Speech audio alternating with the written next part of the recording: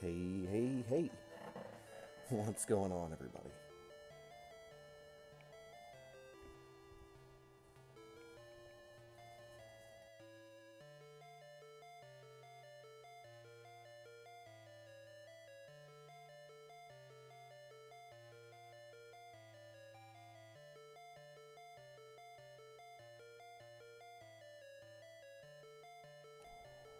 Hope everyone is about to have a happy new year, or has had a happy new year, depending on when you're watching this.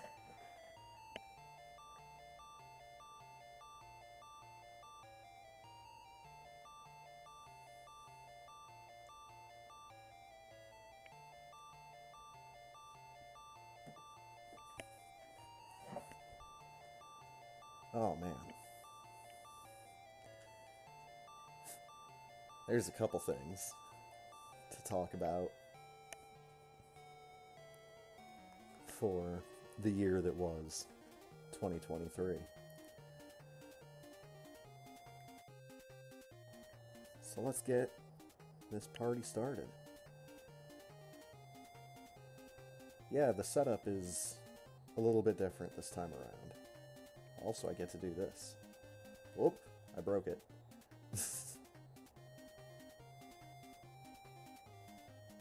Anyways, enough screwing around. It's time to screw around. So we've actually got the 2022 year in review that was uploaded on the 1st. So that's technically the first video of the year. But we're not gonna go into that. But much like in 2022, we got a lot of gaming with Ponk, a lot of Link to the Past. And that's good, because for a long time, Link to the Past was just like, you know, I always thought it was kind of a cool game. But I think it was only when I started playing around with the randomizer that I actually started getting, like, somewhat good at the game again.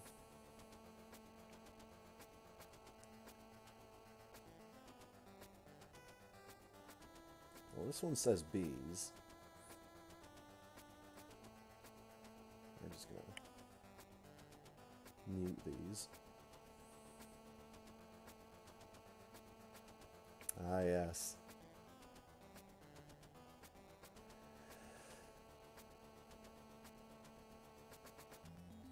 The old layout. You're gonna hear me mention the old layout. That phrase a number of times. And we will get to that eventually.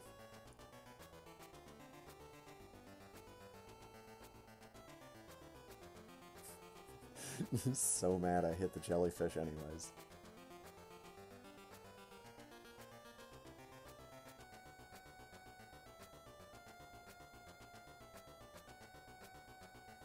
There's a lot going on in this layout, I must admit.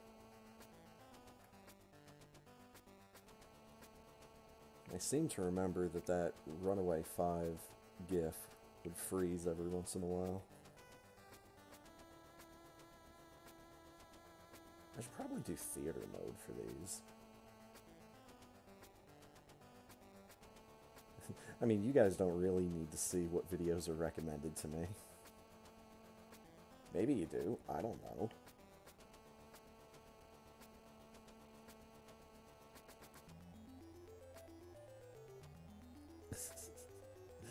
Using the grapple to get through the bouncy pokey. I don't know what those things are actually called. I just call them pokies, because that's what they remind me of.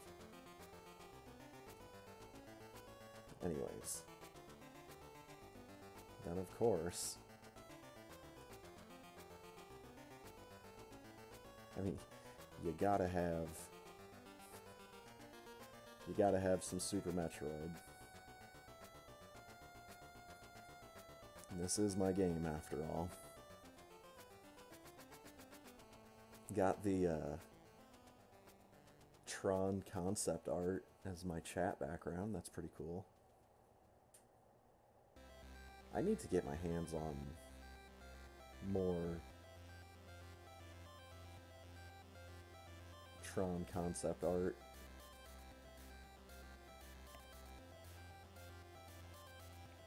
Be neat to have his chat background. Maybe even a slideshow. Anyways. That's, Maxim, I think, is the name of this custom sprite.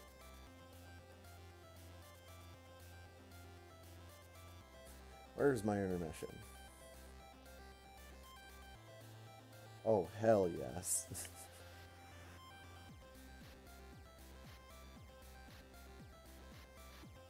Now, this is an amazing video game.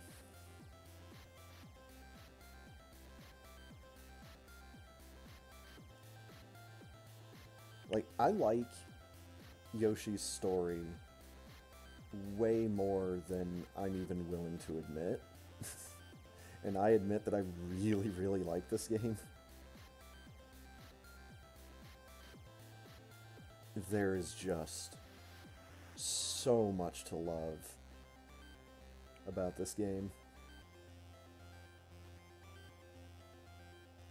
They took a lot of things that worked from Yoshi's Island and, in my opinion, even improved the formula in a bunch of ways.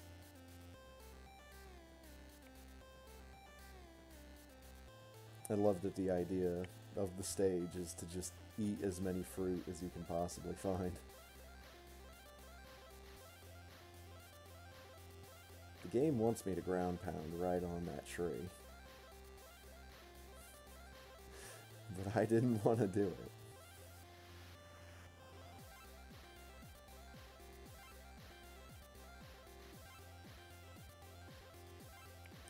Also, the fact that Yoshi's story is such a short game. I really like that as well.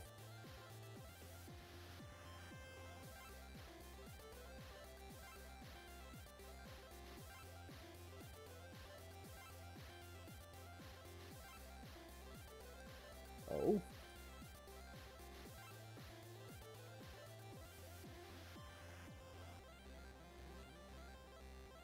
I also played Straight Baseball Life.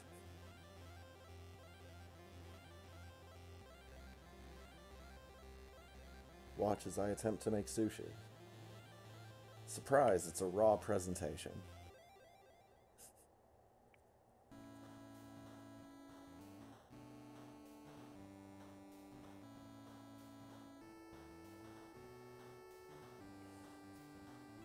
Oh no, the spooky ghost. Oh no. He got too spooked.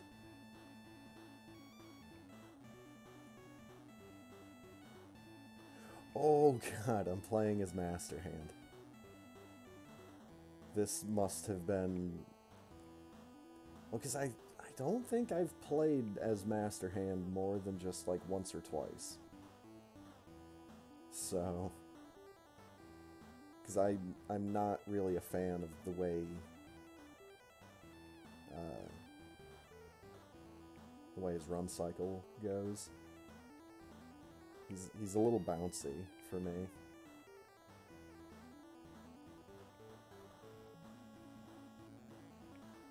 Yeah, there's a good example of it. Just a little bit too bouncy.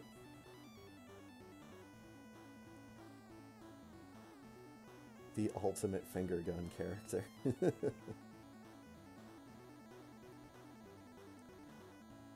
Then I decided, well, I'm gonna be playing Terraria and just messing around anyways. why not stream it?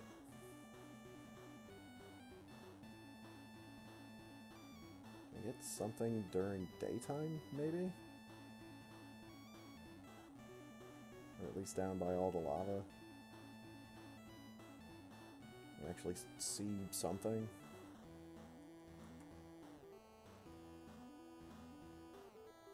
Casual, solo, vanilla, journey mode, god mode, 10x mobs. I'm just kind of sitting here doing my thing out in the open. With all these fucking slimes just raising Cain.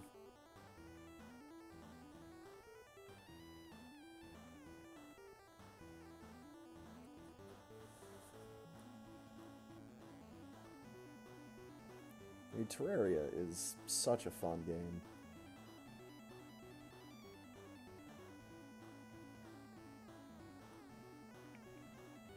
I'm glad it's still getting support and an upcoming massive update. One of these days that update is going to come out. It's going to change the world.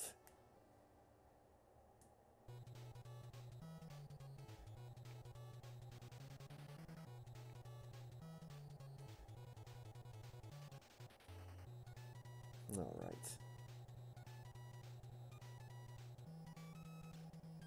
So it was just about 5 hours of Terraria and then just about 6 hours of Terraria the next day.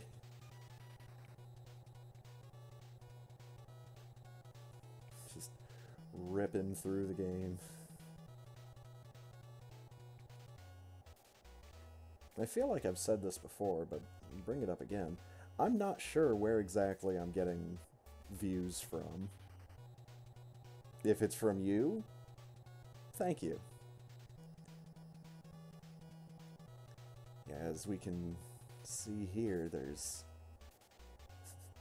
a lot of Super Metroid, a lot of Link to the Past. Another 4-hour stream of Terraria.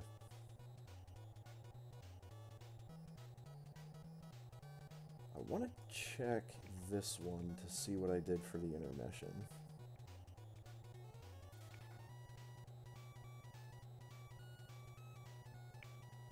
I put on a fireplace.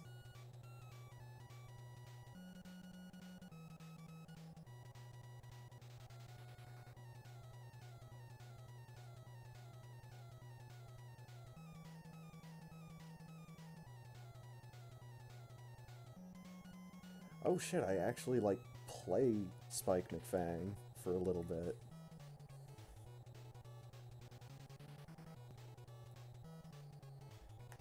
I need to find that list that I made. List of games I may need to force myself to play. Star Tropics is on that list. I think Spike McFang definitely needs to be on that list. I really like a lot of things about this game. My least favorite thing about it is the fact that I have not played more of it.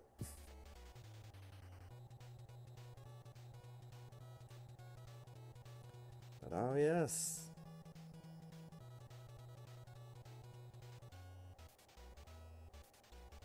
We got Ponk to play some Mega Man 2 with us.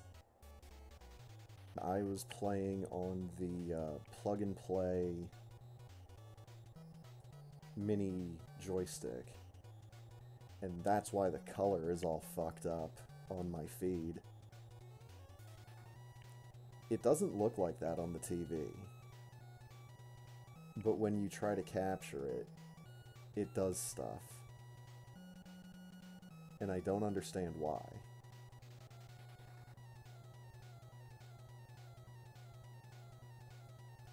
Overall, I'd only recommend getting that little plug-and-play joystick if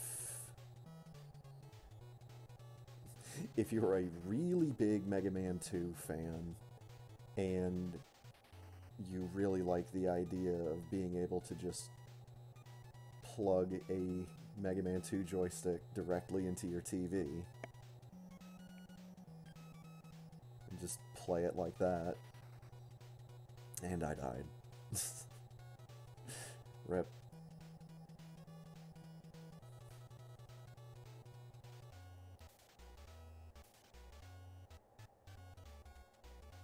It is, as you can see, definitely not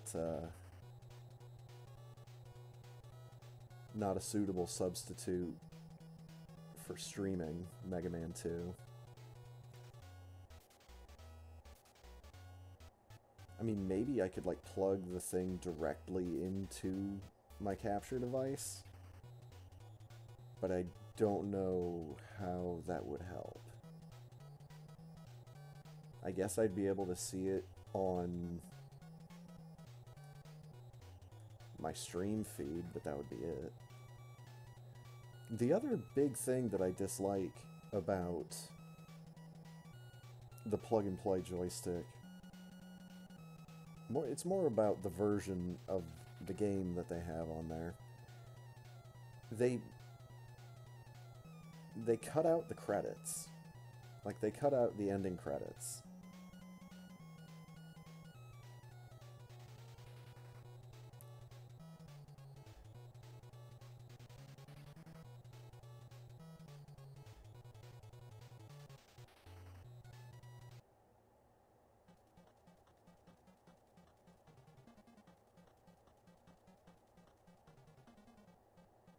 Oh shit, I started playing Atari, man.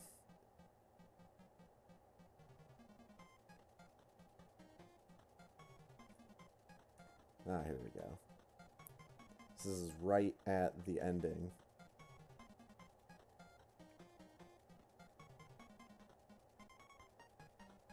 And you'll see what I'm talking about when I say they completely cut out the credits.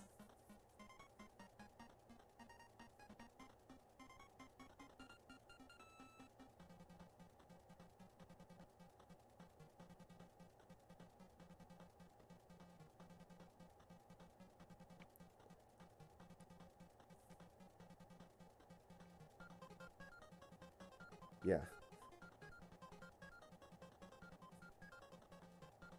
Goes right back to the intro cutscene after Wily admits defeat. You don't even get the cutscene with Mega Man walking through the seasons. How dare they?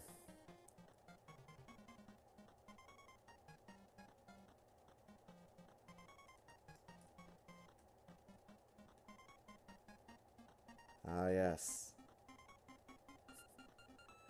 Then I convinced Ponk to play Gen 1 Pokemon with me.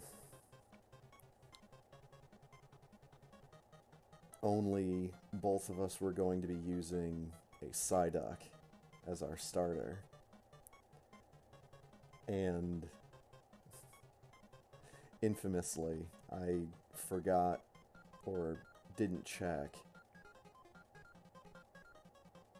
to see, you know, what moves that Psyduck actually learns. Because Psyduck does not, like, naturally learn a water move for a very long time in Gen 1. If at all.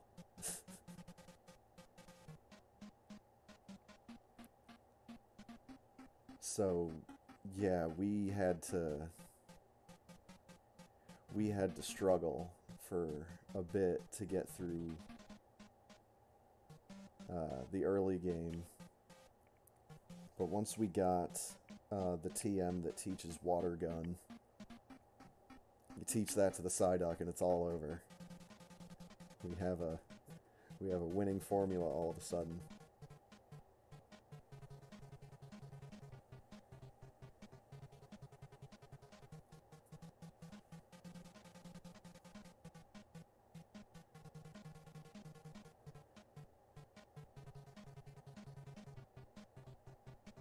Then that's what it was for a little while.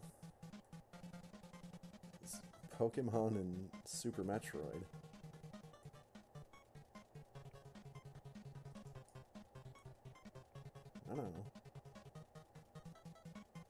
Like that one. Then I got started on a project that I was hoping I'd be able to see to the finish. I'm looking for a spot that isn't just like dark as hell. But surprise, everything in this game is dark as hell.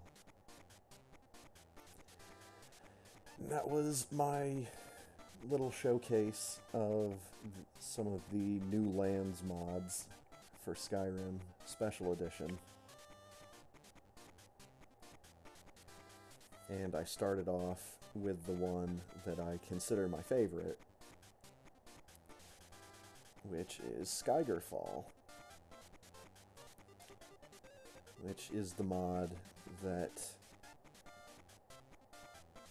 recreates the main quest line from Daggerfall and puts it into Skyrim.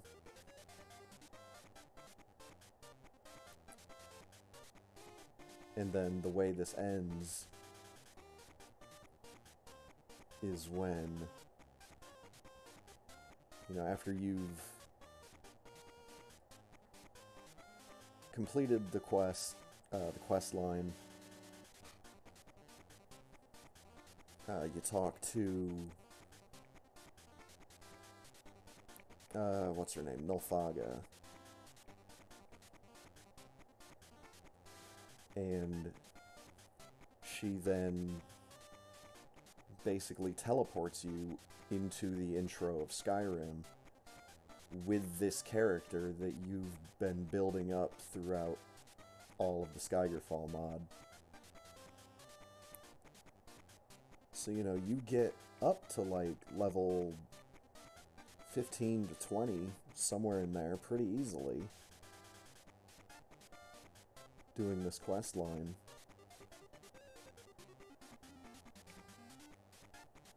And then all of your stuff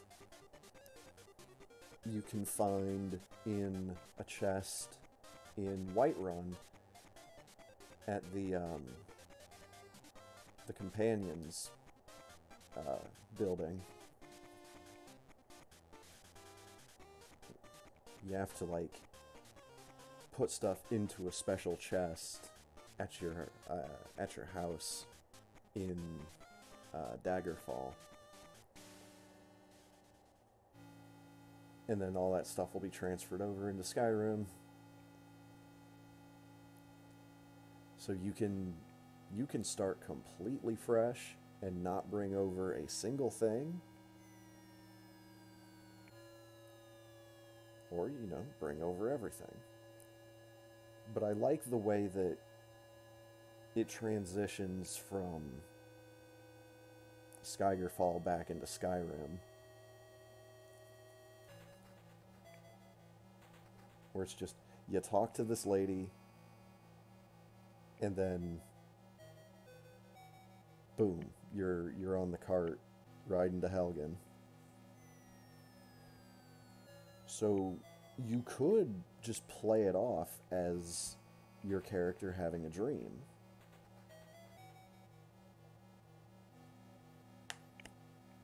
Or it could be a canonical backstory and he's a magical man that has survived for thousands of years. I don't know.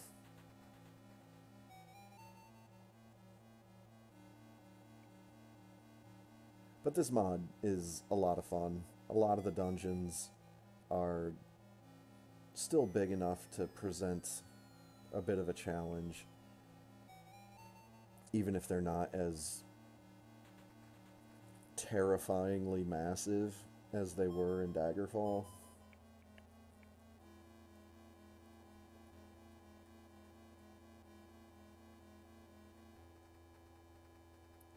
But that was some good stuff.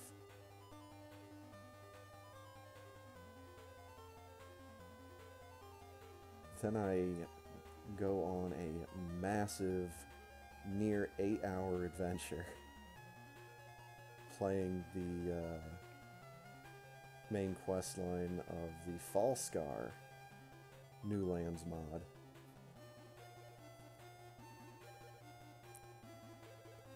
The first time I played through Falskar, it bugged out a couple times, and one of the times that it bugged out was right at the end. Like, literally right at the end. Because, the hero NPCs that are supposed to come with me to the final showdown with the big bad got stuck in their starting place. Like, for whatever reason, they weren't, like, following me out of wherever we were. Like, maybe they were either getting, like, hung up on each other, or hung up on the environment, or something. But I spent a long time just, like, wondering, where are these motherfuckers? Then I make the trip all the way back, and it's like, oh god, they haven't even left yet. What is this?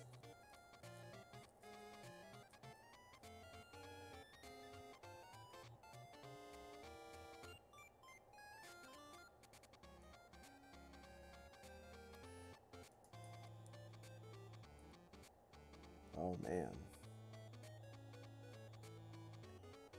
Life goes on.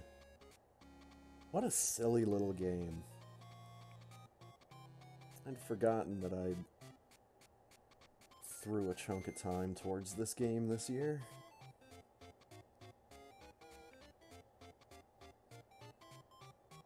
So you have these little knights, and you have this platforming puzzle.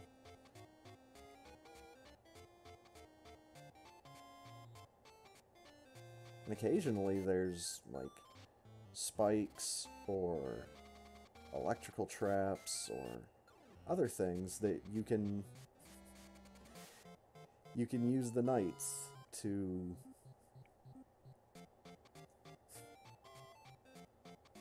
I don't know if well, yeah, you're using them to solve puzzles, but at the same time you're also killing them off if necessary. That's why you can see there's a scratched out name written above the name of my current character. This game's a lot of fun, and it is probably really cheap on Steam.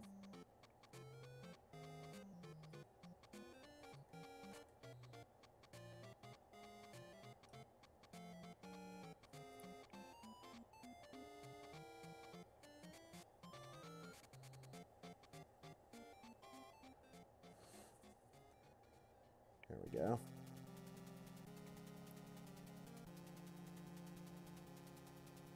Oh, God.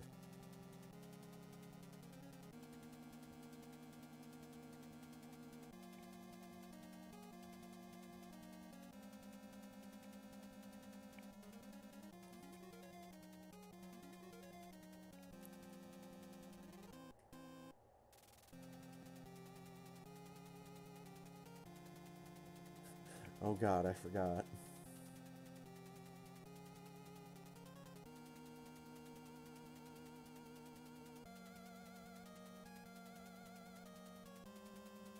Yep, just tossing them all into the spikes. They're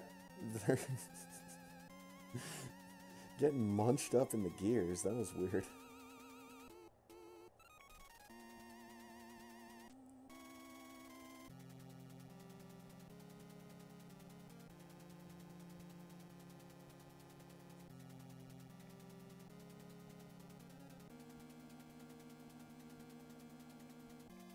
Yeah, I have to use the dead bodies to turn off the flamethrower.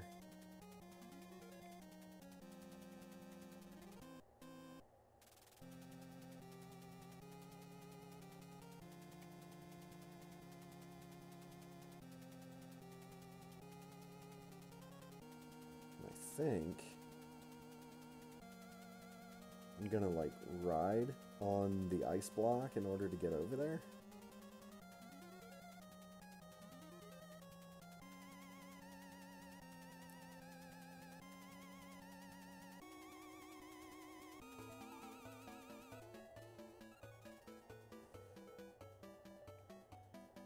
Oh, this is not going to work. I mean, maybe it will. I don't... It worked well enough. And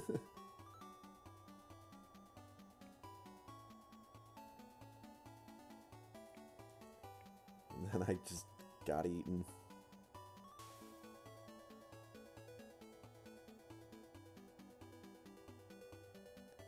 There we go. Chuck his body in there to complete the circuit.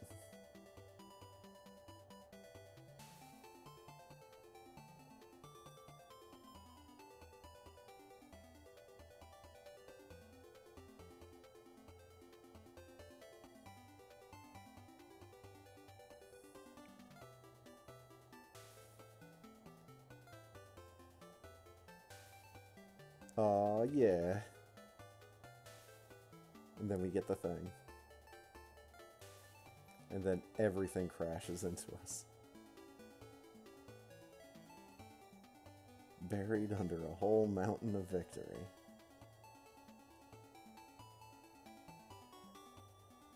Life goes on. Done to death. It's a good game. Oh, baby.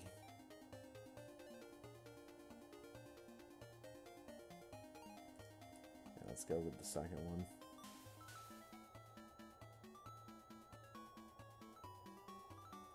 Ponk and I played another ridiculous little video game that I found. And by found, I mean I watched someone else play it.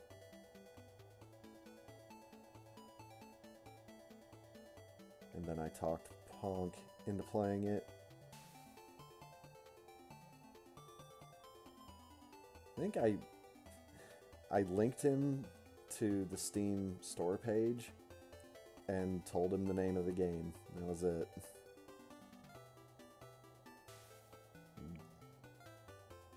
We went on a intergalactic adventure of a lifetime.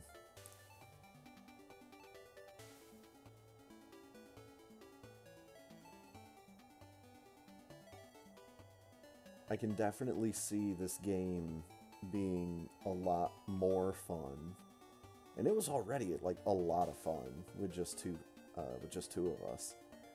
But if we had like a third or a fourth,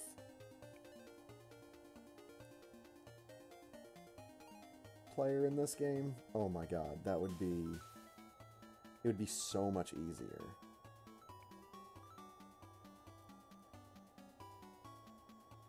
You basically just have one person always navigating,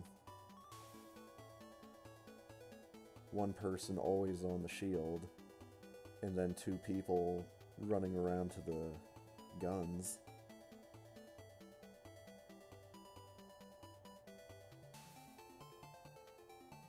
Maybe whoever's on the shield can also activate the that rotating gun.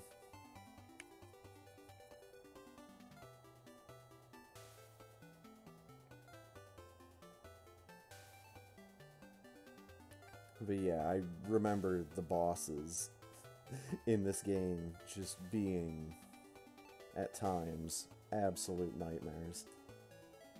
And these green, like, laser wheels, always a pain in the ass. 'Cause I seem to remember they did something goofy with gravity. Could be wrong on that, though.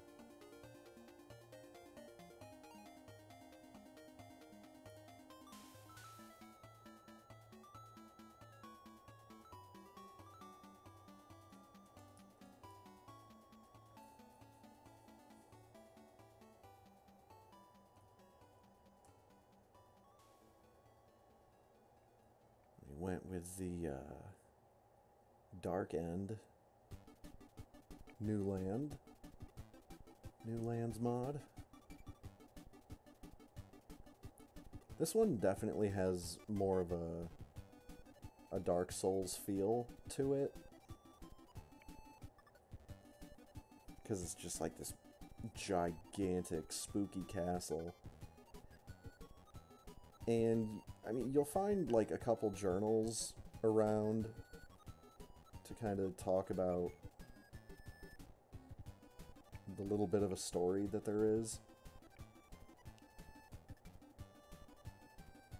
But there's no, like, quest line or anything like that here. It's just a neat environment to run around in. I'm shot by multiple people. But it doesn't matter because I have my magical rings equipped.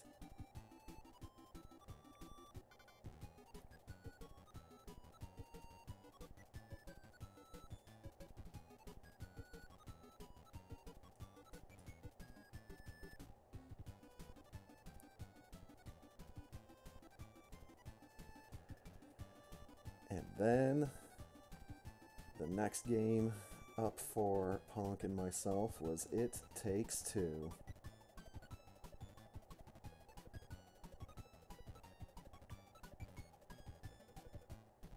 Oh shit. Oh, double shit. Yeah, this game was surprising.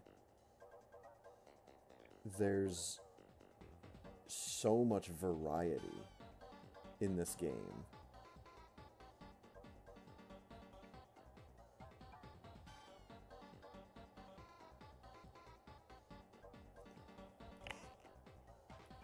And the co-op elements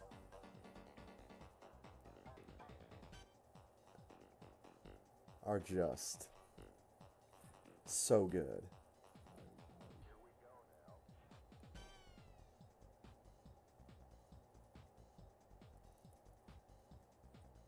The storyline of this game is pretty much exactly what I thought it was going to be, and that's not...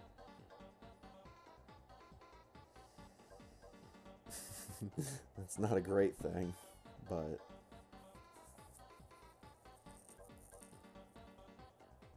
you know, it's a fitting story for what they're trying to do here.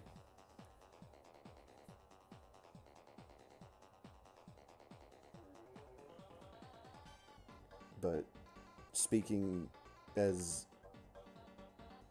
you know, thinking of this as just a game, oh yeah, this is just fantastic fun.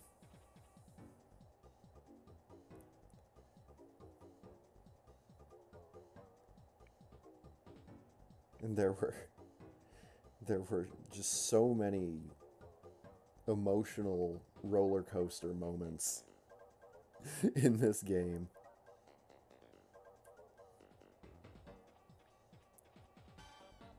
This was really an adventure.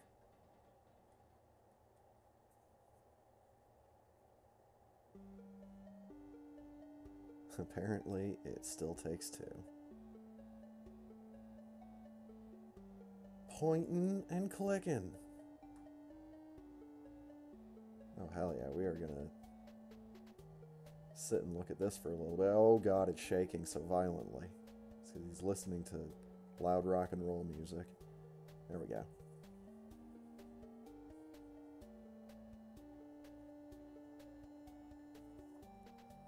Ah, Day of the Tentacle.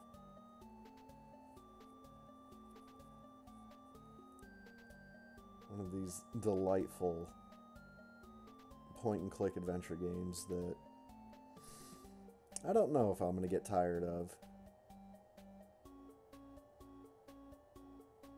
A number of these games are just, like, really short, and by the time you get done with one part of the game, you know, it just... the dominoes start falling really quickly in a lot of these LucasArts point-and-click games.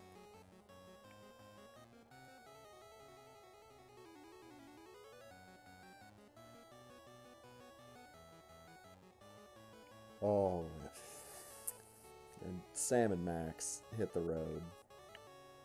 Dude.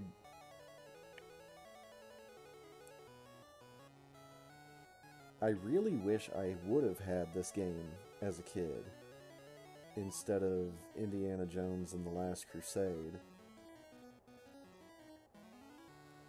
Because I never really got into that game too heavily. This game, on the other hand, I found out about this game like 10, 12 years ago. And played it for the first time back then. And was just floored.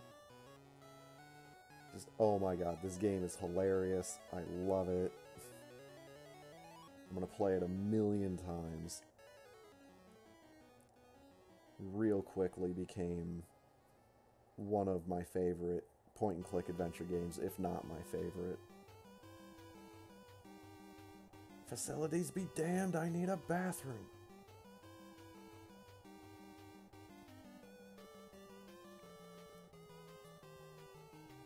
Just a lot like Day of the Tentacle, where as soon as you get done with, like, the main part of this game, you realize, oh shit, there's only, like, a small handful of things left to do before you beat the game.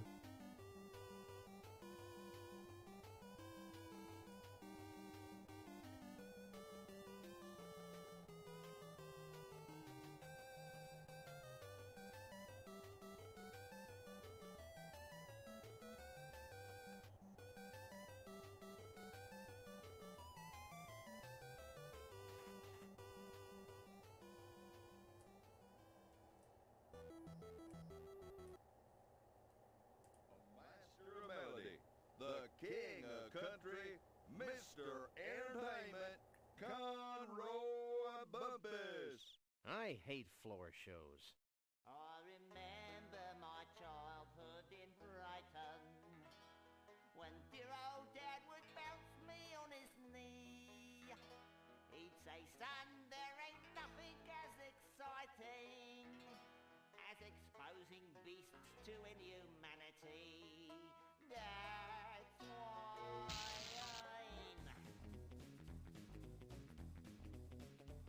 I'm happy to be king of the creatures.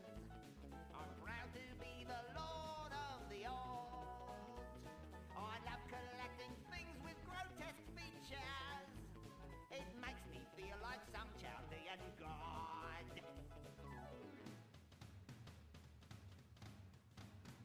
Oh, I trapped my first tiger before I could speak.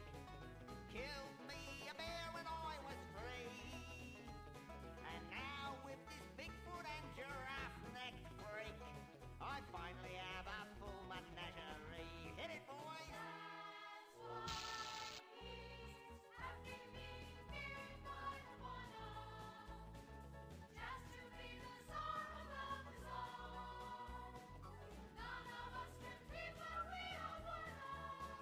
Oh, it's tough to be a country western star.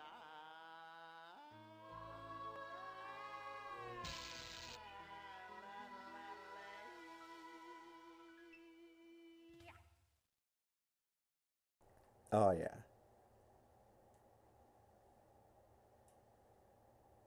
Let's get Rainwave back on.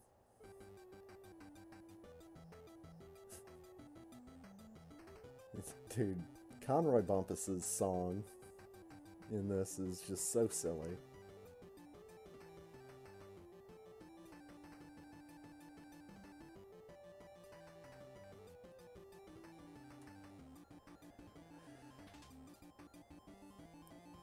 And of course, Loom.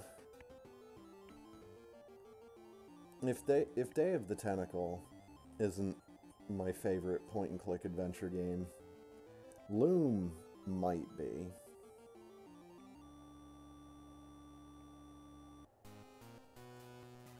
I mean, Maniac Mansion has kind of jumped up there in recent years because of speedrunning the NES version.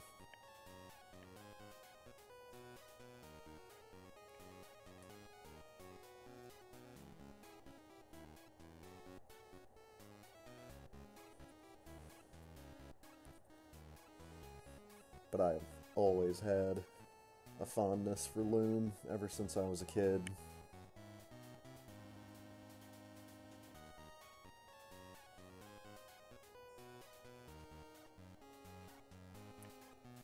And just the fact that I've got, like, 3 different versions of Loom.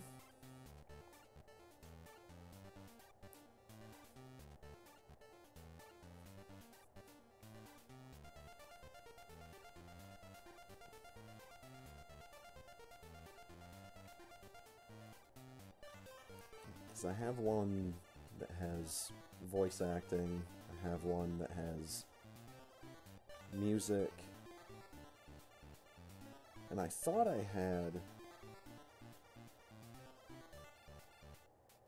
like an older one with music.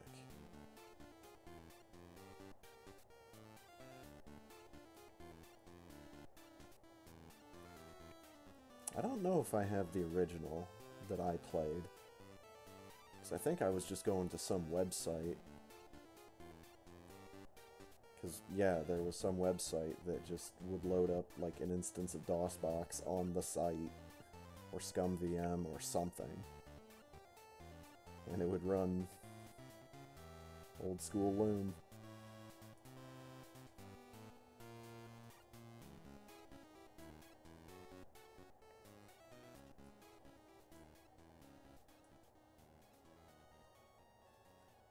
Alright, we're starting to get to some more recent stuff here.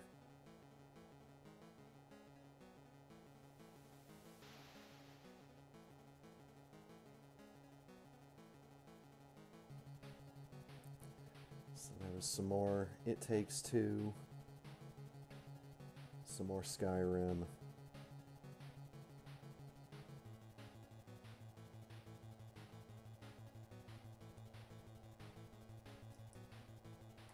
And we'll go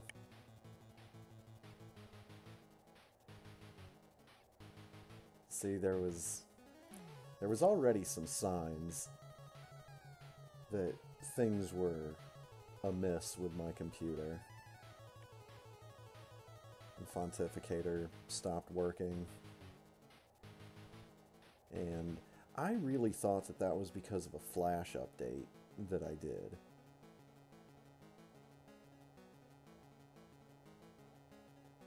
Or not a Flash update, a Java update.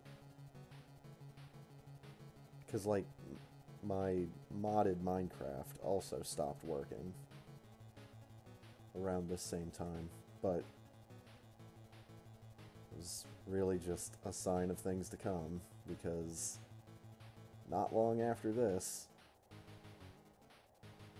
my computer bit the dust.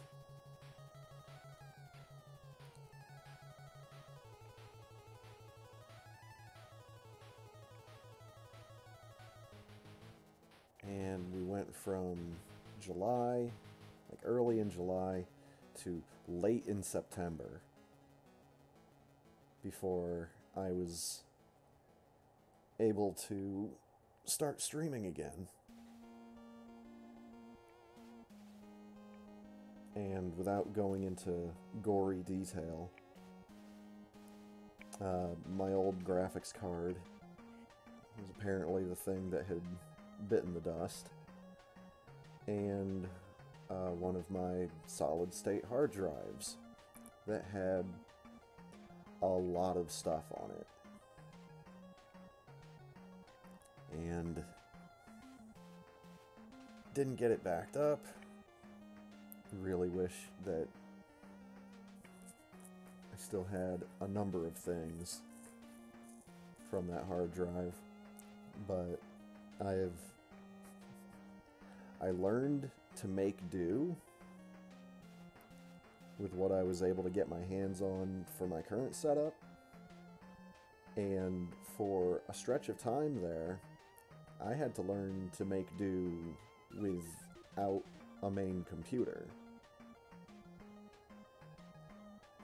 And I still had my phone. You know, I still have my smartphone, and I still have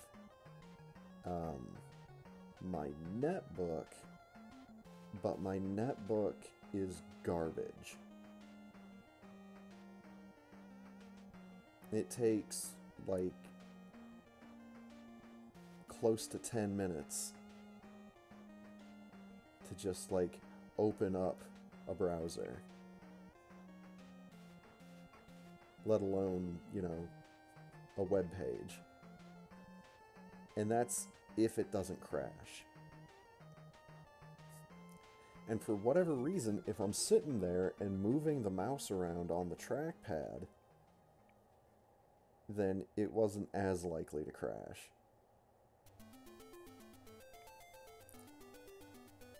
And the reason why it took so long was because I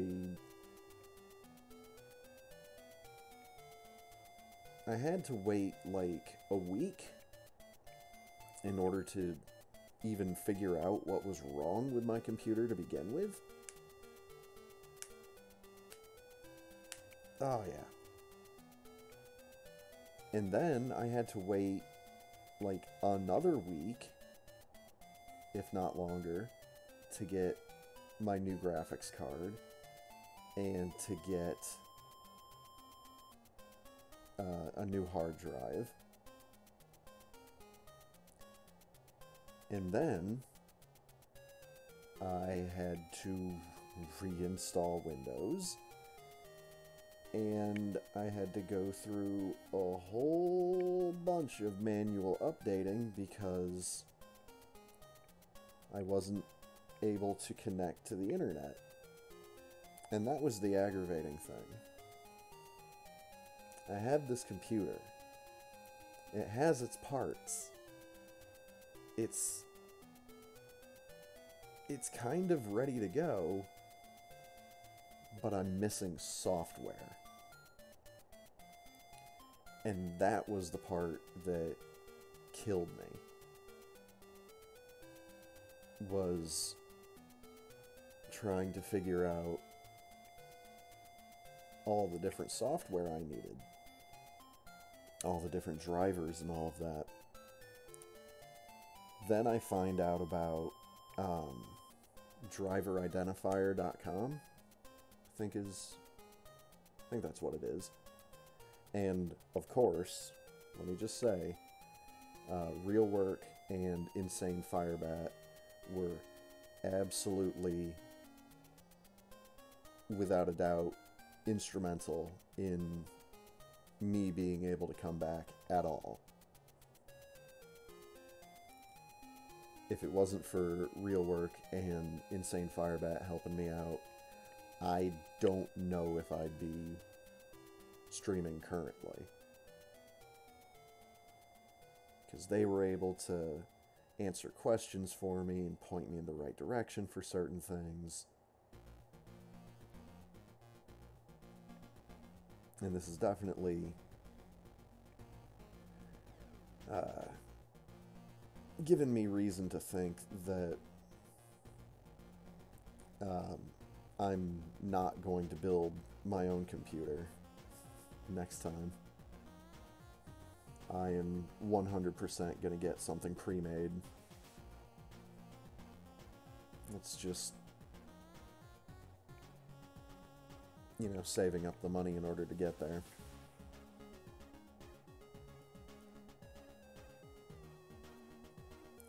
But we did make it back.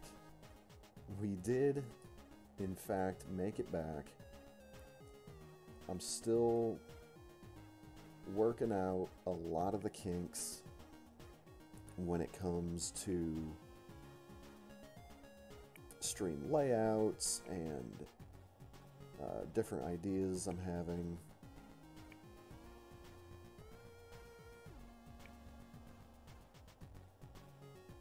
For not only like different game layouts, but different, like just little different things I can do with current layouts, and there's ideas. I need to wrap my head around how this version of OBS does things compared to ancient one that I'm used to.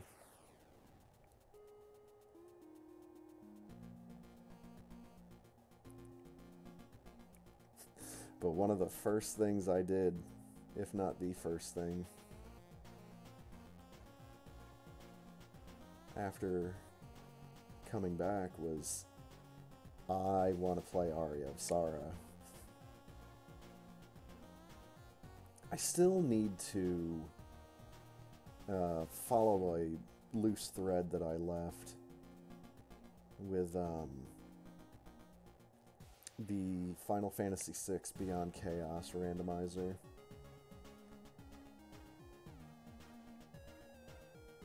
There was some error when I tried to boot it up, and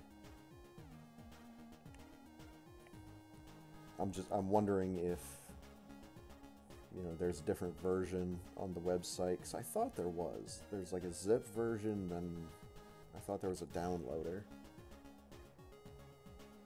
Can't be bothered to look right now. That would be far too convenient.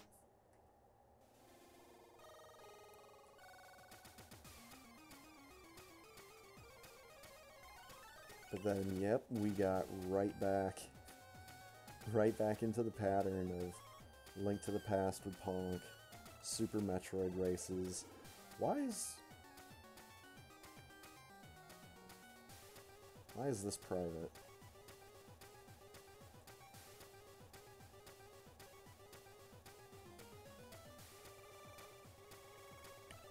Well, I put it in the race night playlist, so I don't know why I have it set as private. So I'm gonna set that to public.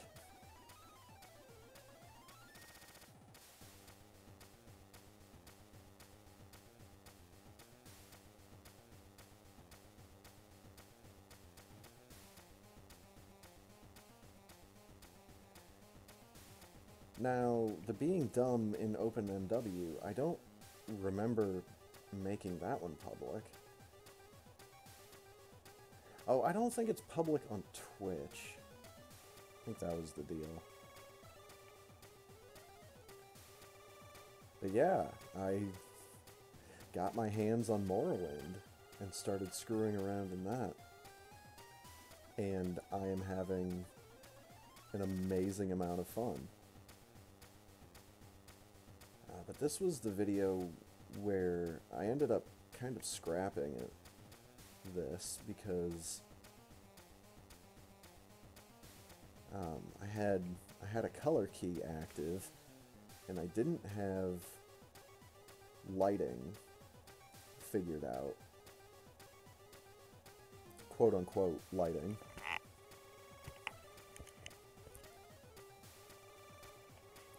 I had to end up making the image a whole lot brighter in order to be able to see, and I had to mess around with it in-game as well.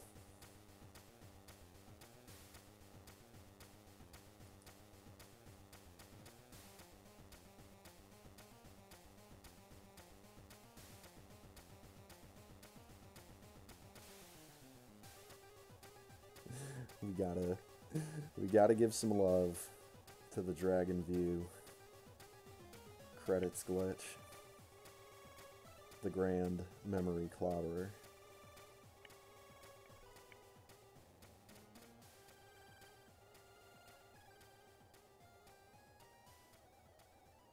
I'm so glad I have these save states. I just so easily mess around with this glitch as much as I want.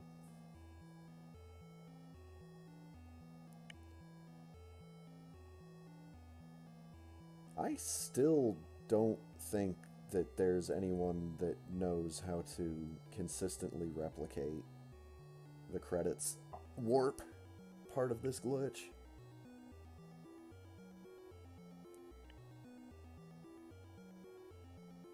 Colors.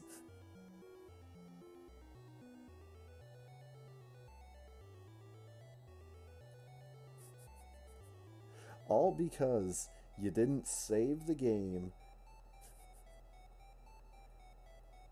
close it out, turn it off, whatever, and then reload it.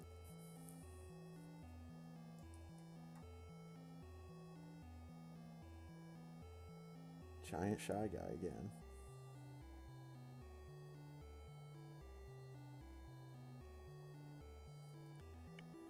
And this is when we were making the spooky layout.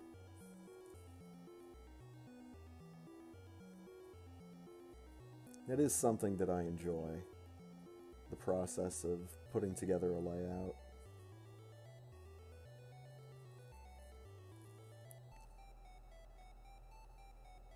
It's maybe not as much fun as some of the games I'm going to be playing on said layout, but you know.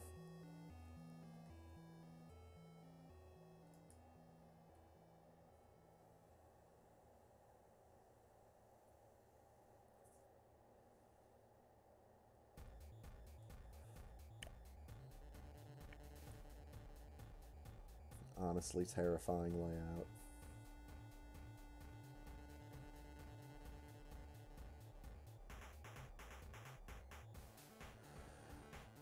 Dude, Monster in My Pocket on the NES.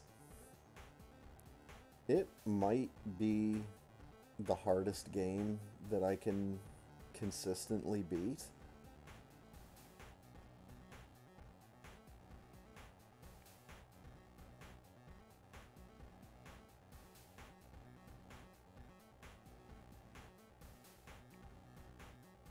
Because, like, Super Metroid is not that hard to me anymore. DuckTales was never that hard. Nor was Maniac Mansion. The hardest thing about speedrunning Maniac Mansion is how fast you have to go. And I'm just incapable of multitasking in an NES point-and-click adventure game. Shadowgate is not hard at all. I have notes. If I follow the notes exactly, then I can beat the game 100% of the time. But yeah, Monster in My Pocket is rough. Is it like stage 3, I think? Oriental something. That level just sucks.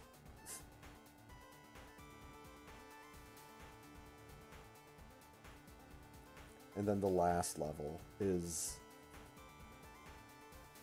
the last level is a bunch of bullshit as well.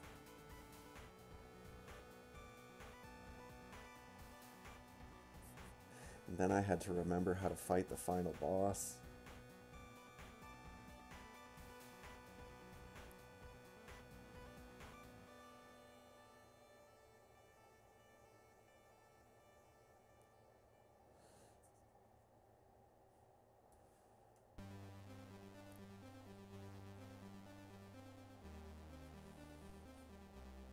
And then I had to remember how to fight the true final boss.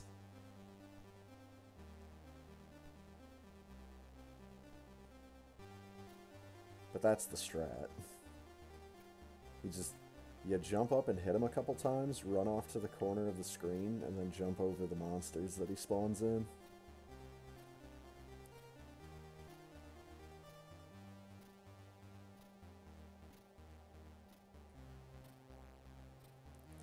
And then a game that is significantly easier. It's like Monster in My Pocket gets done. Next game up is totally rad, and I have just a massive sigh of relief.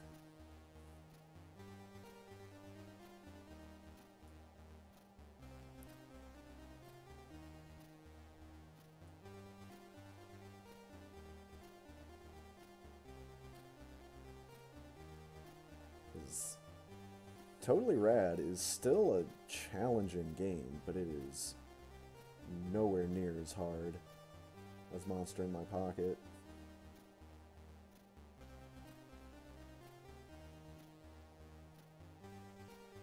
I mean, I guess I know how to beat New Ghostbusters 2.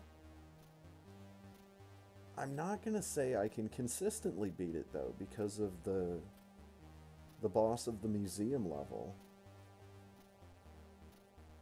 Peter McNichol's character. Why am I dripping with goo?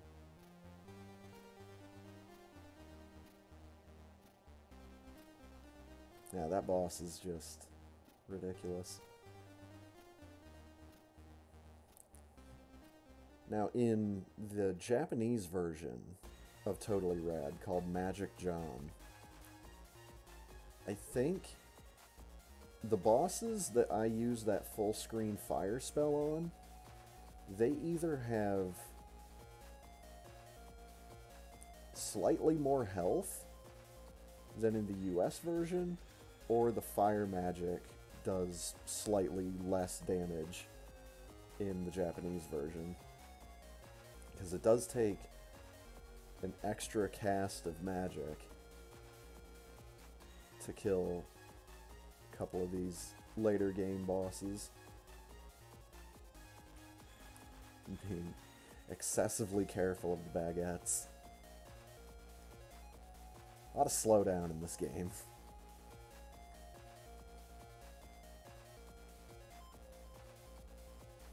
A lot of surfer lingo in the cutscenes.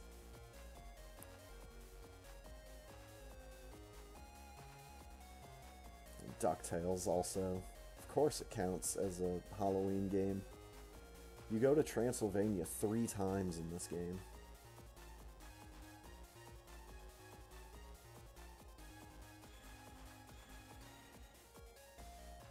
If that doesn't spooky your boobies, then nothing will.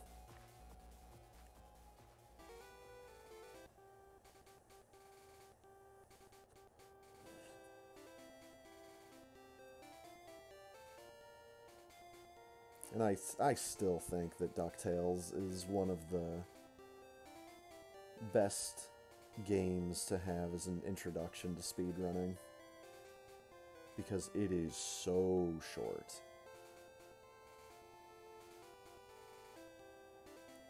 And the glitches are so fucking easy.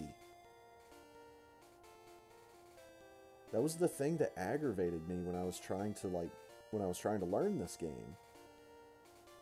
Is there was no resource that that described how to do certain things, and it's just, oh, you literally just get hit. If you're standing in the right spot, you just get hit and hit the D-pad.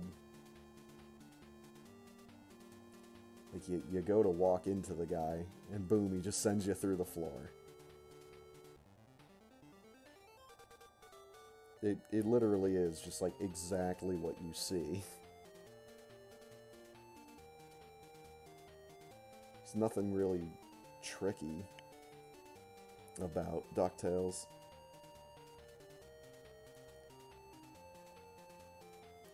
Canceling out of Pogo is probably the biggest thing I had to learn in order to fluctuate jump height.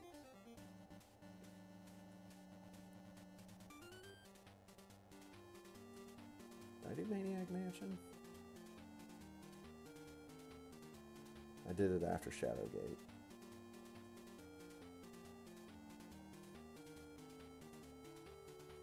And now we're watching Shadowgate.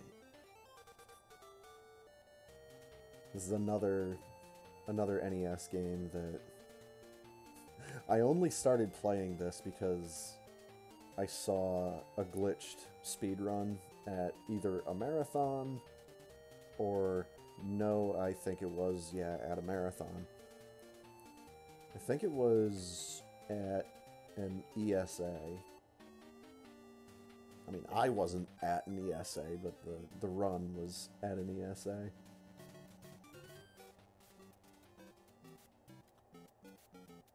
And I figured, if this is a safe enough route that they're going to use it at a marathon, then why don't I give it a shot?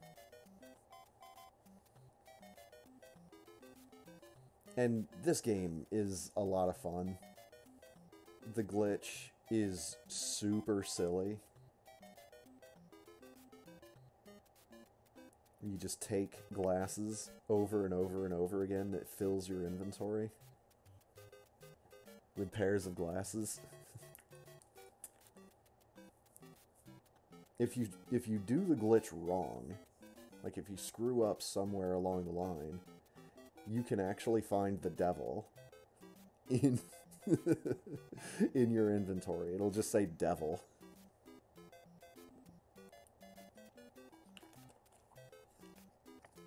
Pretty sure it crashes your game.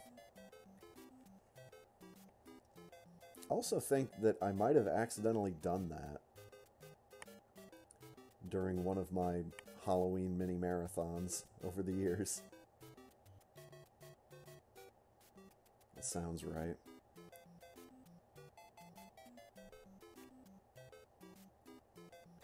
But yeah, Shadowgate is definitely a game that I still need my notes for.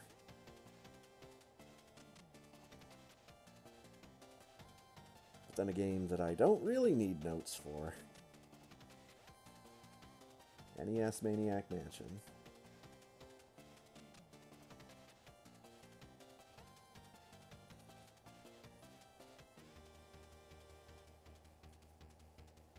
I forget what marathon it was when, I think it was Mr. K was playing SNES SimCity. And you have to, like, let the game idle for a certain amount of time in order to let your population build up. So in that amount of time, Mr. K decided to also do a speed run of Maniac Mansion NES. And I've watched a couple of his runs, and he's very fast. Very, very fast.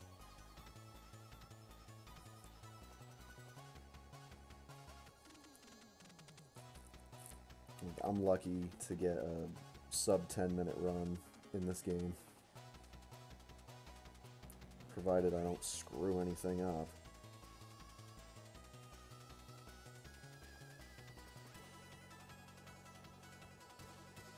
But I've had Maniac Mansion since I was a kid, in one version or another. For just years and years I've had this game.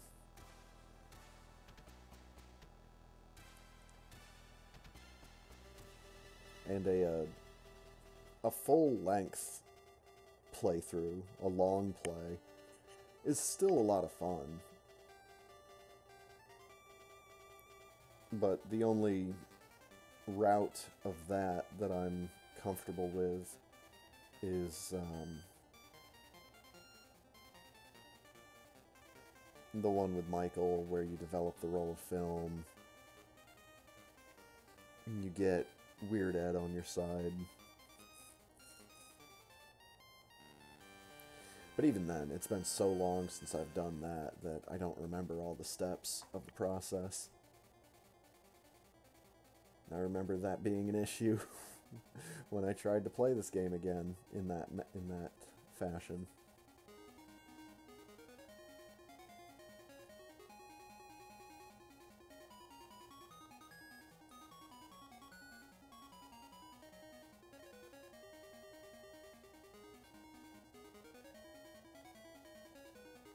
Ah, yes, and then we get actually started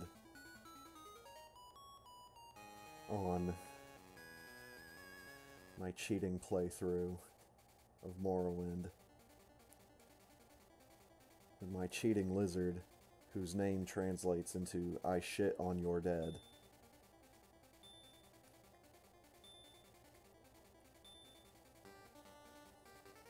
And yeah, Morrowind is more fun than I could have possibly imagined.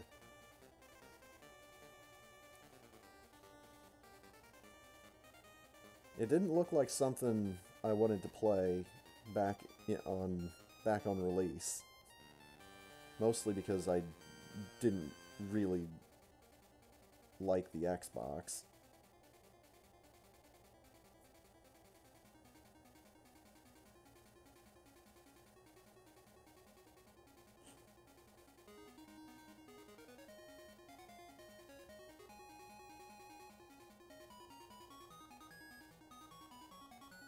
But yeah.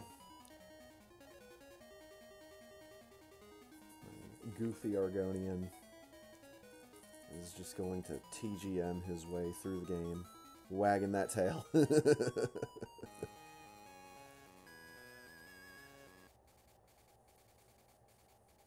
Not exactly sure when I'm going to pick this up again. I was kind of thinking... I really want to see, you know, like, hop into the game one of these days just to see where I'm at with skills, where I'm at with guilds, where I'm at with quests. Because I don't think I'm going to go through all the steps to become the Nerevarine. I think I'm just going to backdoor the ending of this game. But that's another reason why I want to double check where I'm at with all these quests and guilds and promotions and all of that. Because I'm pretty sure I still need a good couple of levels before I'm able to equip Wraithguard without it killing me.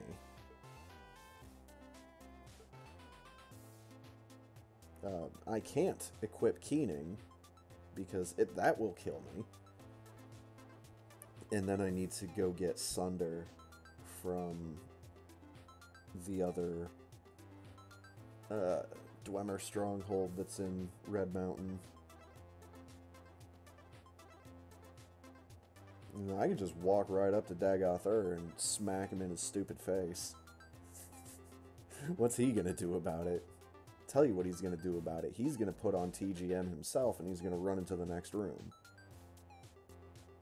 That's why we need Wraithguard, Keening, and Sunder. And for them to not kill me when I have them equipped.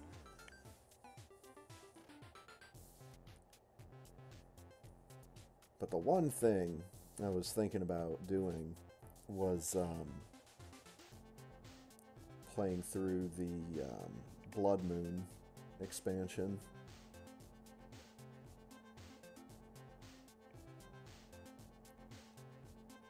I was kind of thinking I was going to save Tribunal for after I do the main quest.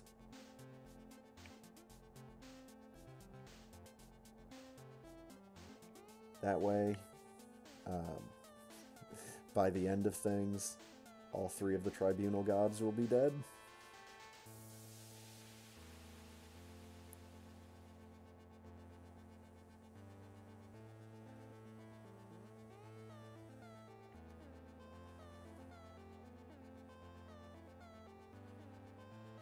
But when you consider my offline playthroughs of this game, I think it's safe for me to add this to my list of games that I've beaten for the year, which was not a very big list this year. Just the absolute sense of defeat that I was going through in trying to get my computer set back up just really drained a lot of motivation from me, and I didn't have a whole lot of motivation for going into new games this year to begin with. Like, there were a couple games that I'm real interested to play through, but it kind of became a year of playing comfy off-stream games. There was a lot of Morrowind, there was a lot of Terraria, there was a lot of modded Minecraft. Now there's a lot of Stardew. It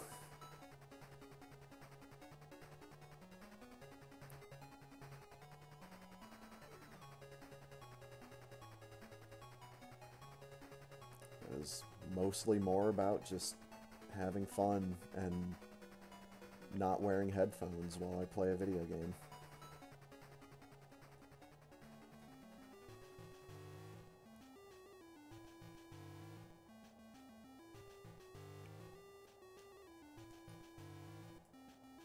More Link to the Past, more Super Metroid, and more...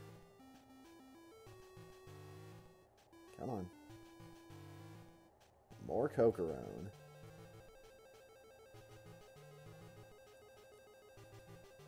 Oh my goodness.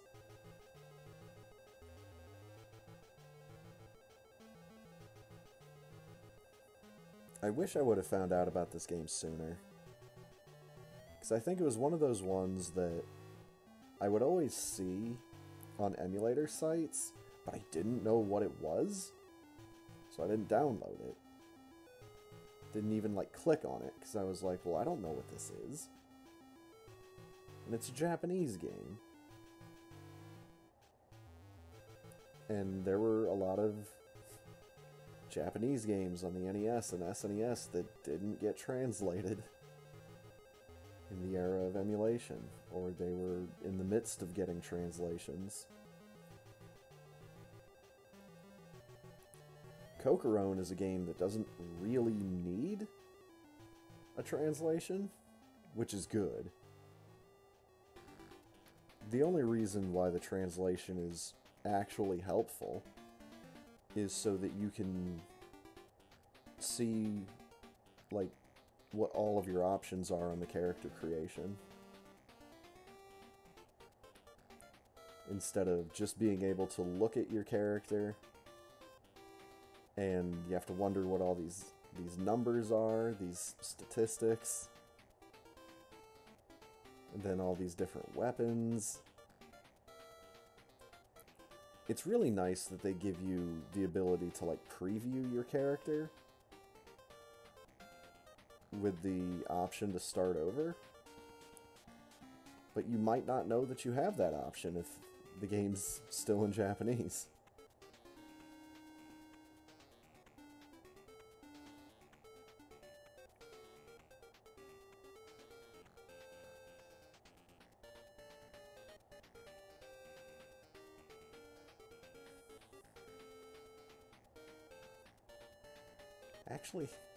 Actually having level 2 weapon for the Harvest Moon fight is kind of nice.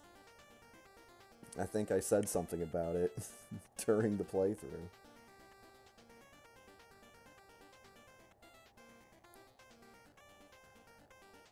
Yeah, because they're like volleyballs.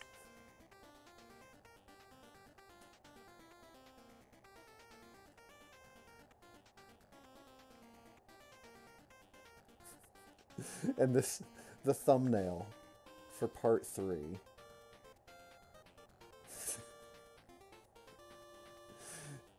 is a YouTube selected thumbnail, but it is perfect. I might use this as the thumbnail for the entire playlist. But one of the big things that I wanted to do with this character was get a feel for using spears. Because I hadn't really used spears in any of my other playthroughs.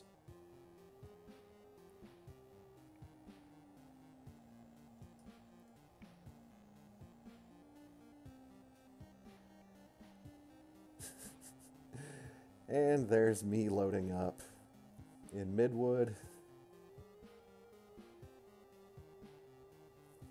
And Todd Howard killing my horse.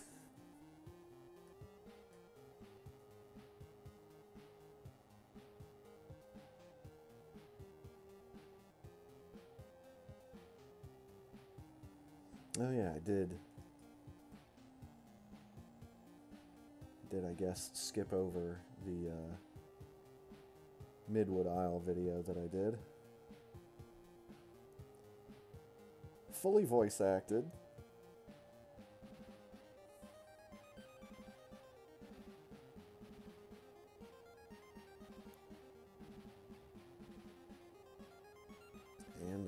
sure we end up doing the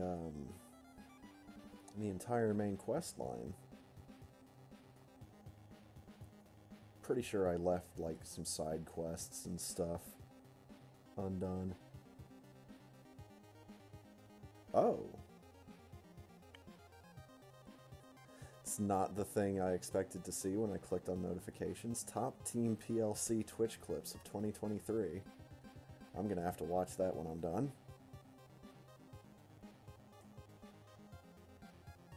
And we are getting close. Mostly because really the big thing left to talk about is the fact that Ponk and I went back to the farm.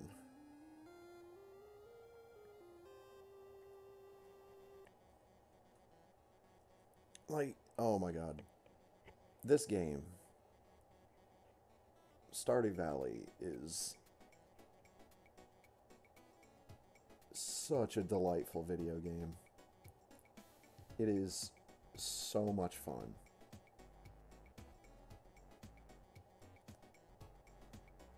It's another game that, kind of like It Takes Two, where I was really, like, unsure at the very beginning of my first playthrough with Ponk. But then once we got, like, not even halfway through, I'm finding myself absolutely loving the game. And having all sorts of fun doing this, that, and the other thing. And of course, the fact that I'm playing through the game with Ponk, you know, that just adds to it. It just makes it even better.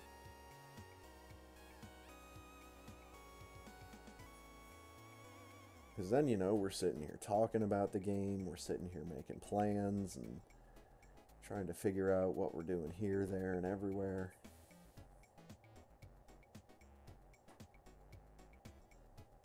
But I am so happy and so excited to be back in Stardew with Ponk. On one hand, I was almost looking for an excuse to play this game again, period. And then when Ponk just, like, out of the blue one day tells me about these mods, I kind of jumped at the chance. I was like, yeah, these mods sound really cool. Also, yes, I really want to play Stardew Valley with you again.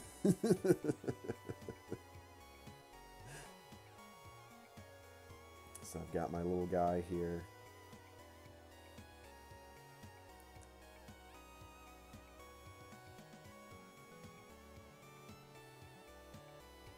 It's legitimately just a random character. And I swapped his hair. I gave him spiky hair, that was it. Otherwise, this is a character that was made by the random button. So we'll definitely be seeing more of this playthrough in the upcoming year.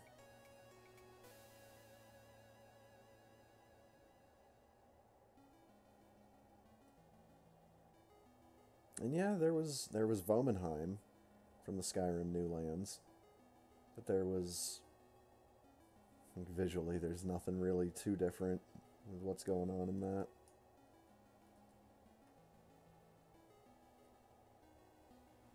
And of course, just last week,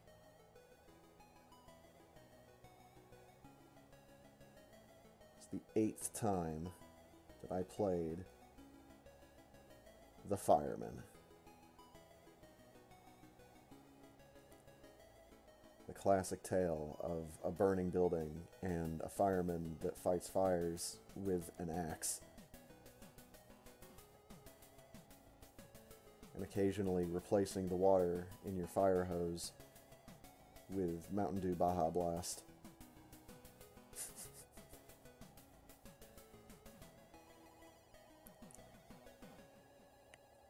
This is...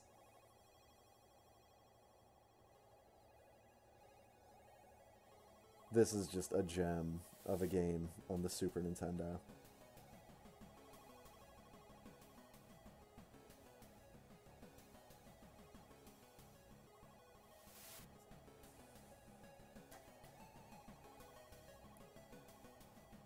It's definitely got some moments that are still very difficult for me.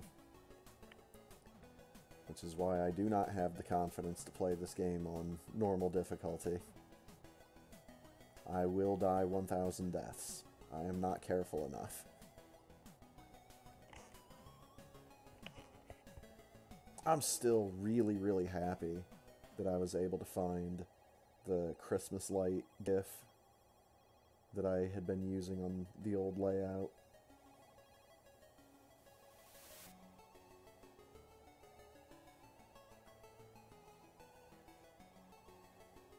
And, well,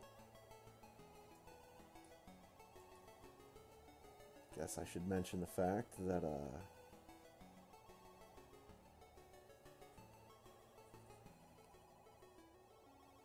just a couple days ago was when Ponk and I decided to come back to where it all started. Or for where it really got kicked off. With him and me. Was Super Metroid Route Randomizer. We have a lot of Route Rando races against each other. Going back years. So it was nice to, get back to it. Route Rando is something I kind of want to get back to more frequently anyways.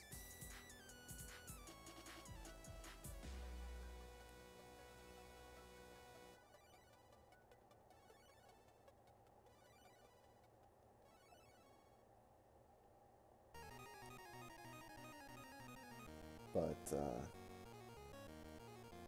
doing a rando run with Ponk is always a lot of fun. And it was kind of neat listening to him just kind of reminisce about all that he's learned and all that he's done with Super Metroid and all that he's lost and forgotten as well.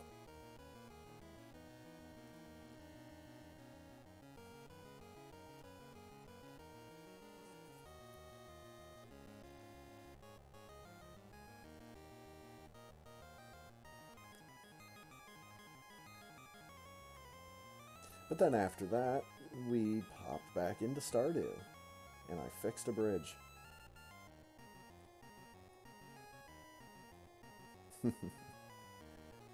But now, something special, something that's already gotten 8 views, apparently.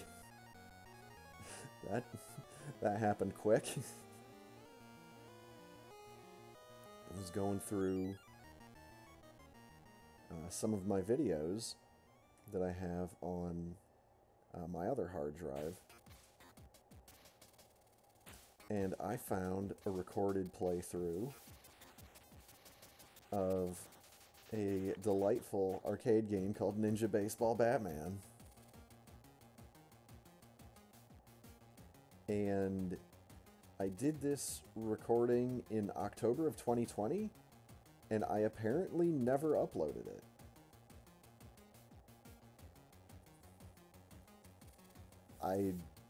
It must have just, like, slipped my mind. Maybe I was waiting to do something else with it, I don't know. But this is it.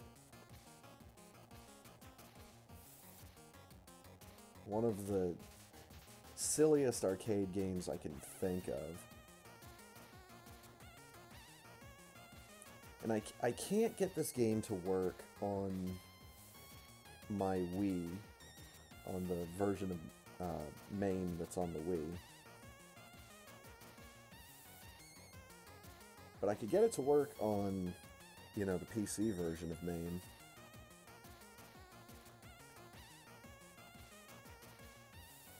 And I think I maybe did a stream of this game with my brother, like years ago.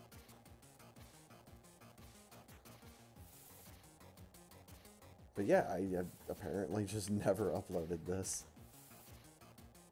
This is not a one credit clear. This is not any kind of skilled playthrough. I don't even know how to consistently do the moves in this game, besides just like the basic attacks.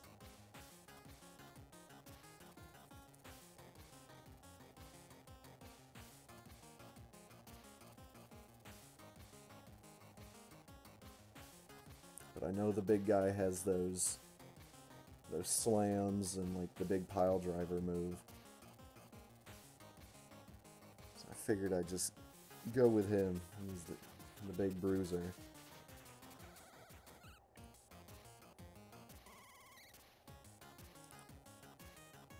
But yeah, this is a delightful game, and I hope I can get it to work on some version of MAME that I have.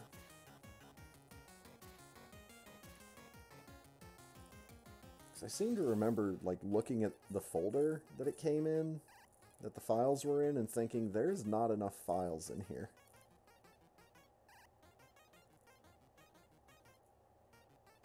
But yeah, you just go all over the US to different cities, finding pieces from the golden statue of Baseball Man. It's probably supposed to be Babe Ruth, but it's Baseball Man.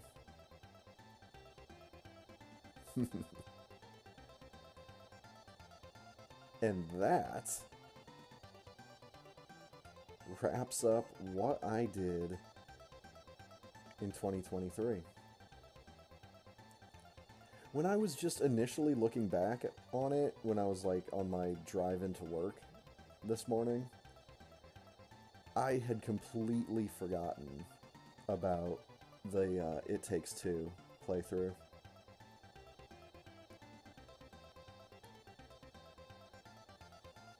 Which is a shame, because it's a great game and it was a lot of fun.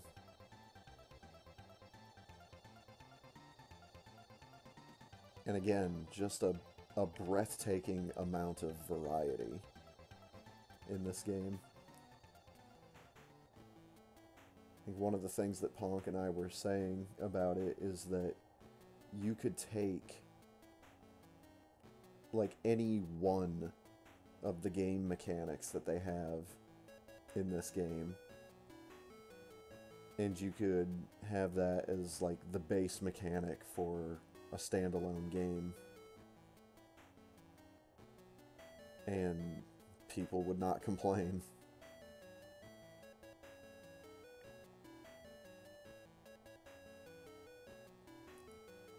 And just the fact that this game has so many different game mechanics to it.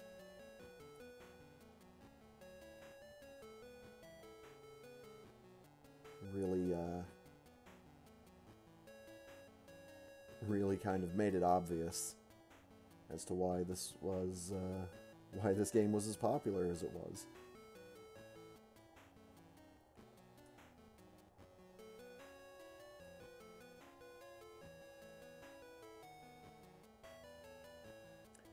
A lot of Shy Guy.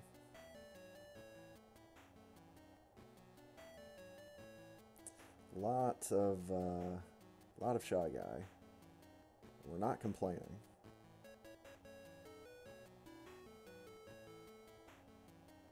Excuse me, dickhead. There we go.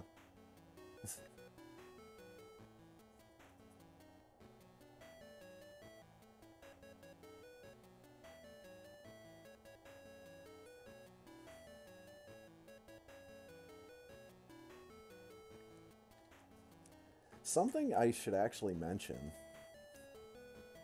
It's kind of a funny thing. So during the time when my computer was down, and I was in the Phantom Zone, I actually started watching Angry Video Game Nerd in that period of time.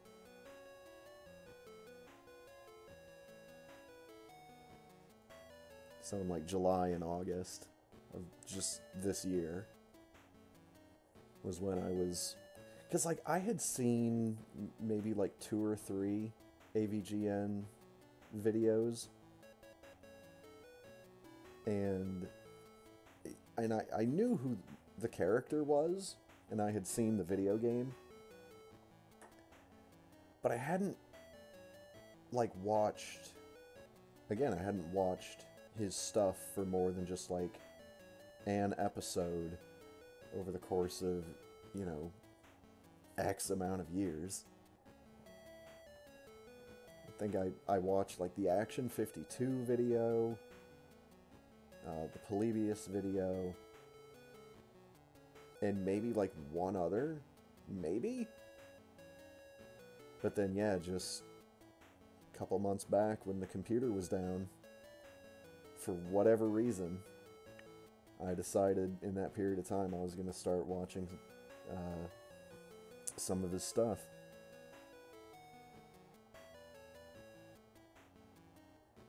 And I mean, it's still funny, but it's also, I can see why some people would think it's dated humor, but it's also internet humor, so take that for what it's worth. The other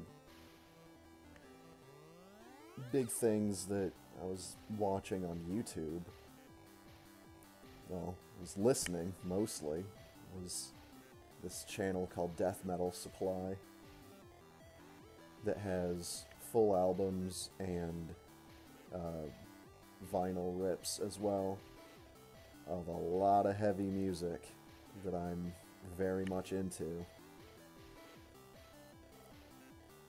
Because for a couple of years there, I was just not really paying attention to music. And so the forced time away from the computer kind of gave me a reason to dive back into that. And this year alone, I've found out about so much good music that I didn't know about previously. And I'd be here for an hour if I was to try to name everything.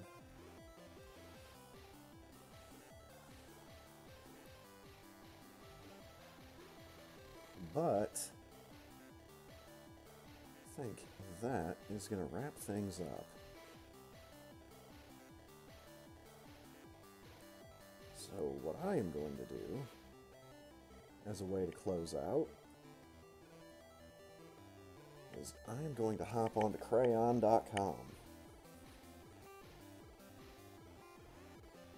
And I am going to type out Happy New Year. And I'm going to tell it to draw.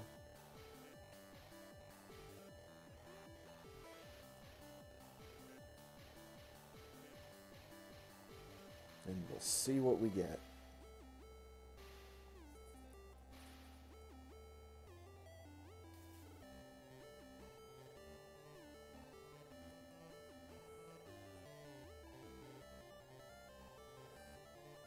I like that one of the ads on Crayon that I'm getting is an ad for Crayon.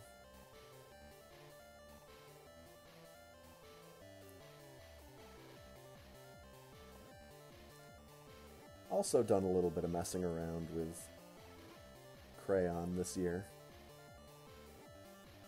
The results of which are up on my Discord.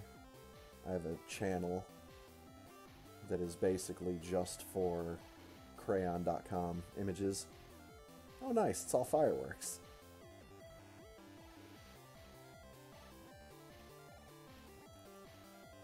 Let's take a closer look.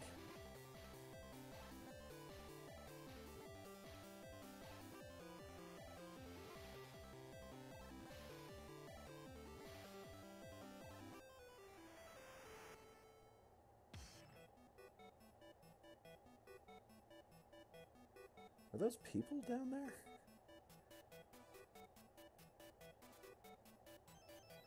That one's kind of spooky. Not sure what is going on there. Those just look like flowers.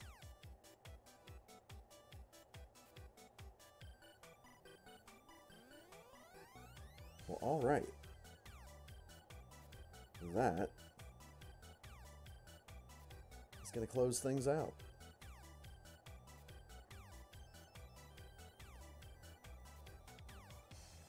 Oh, man. I am sure hoping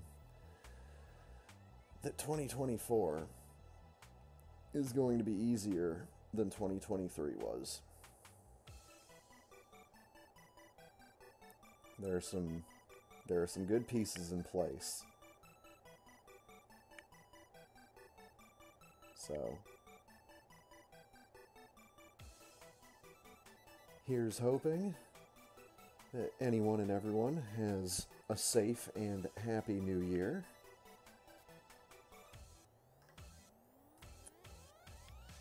And thanks for stopping by. Thanks for hanging out. Thanks for watching. And I'll catch you next time. See ya!